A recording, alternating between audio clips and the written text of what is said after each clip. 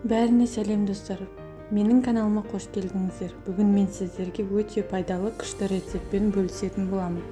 Енді осыдан кейін магазиннен майонез сатып алмайтын боласыздар. Майонездің құрамы өте қарапайым. Ең бастысы сіздерде блендер болуы керек.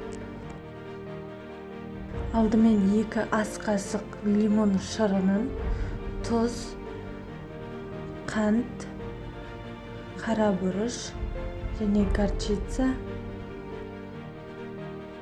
2 жұмыртқа сосын сұйық майды қосамыз.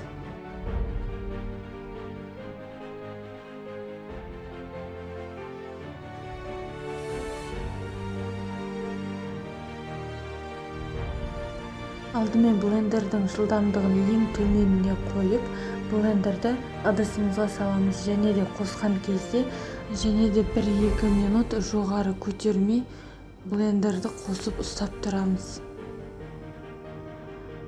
Осылай көрініс пайда болады және де осылай жарты беліне келгеннен кейін ғана қозғалтамыз. Дәл видеода көріп тұрғандай етіп ақырындап қозғалтып, майдың бәрі жақсылап араласқанша блендерлейміз.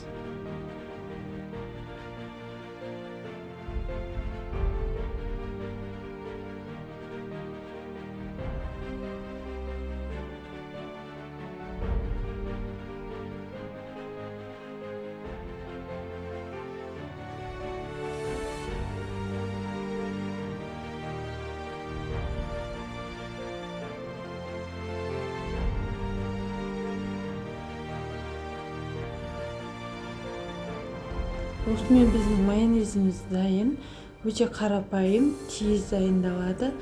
Кез келген салат түріне пайдалануға болады және де қою, көрінісі өте керемет болып шықты.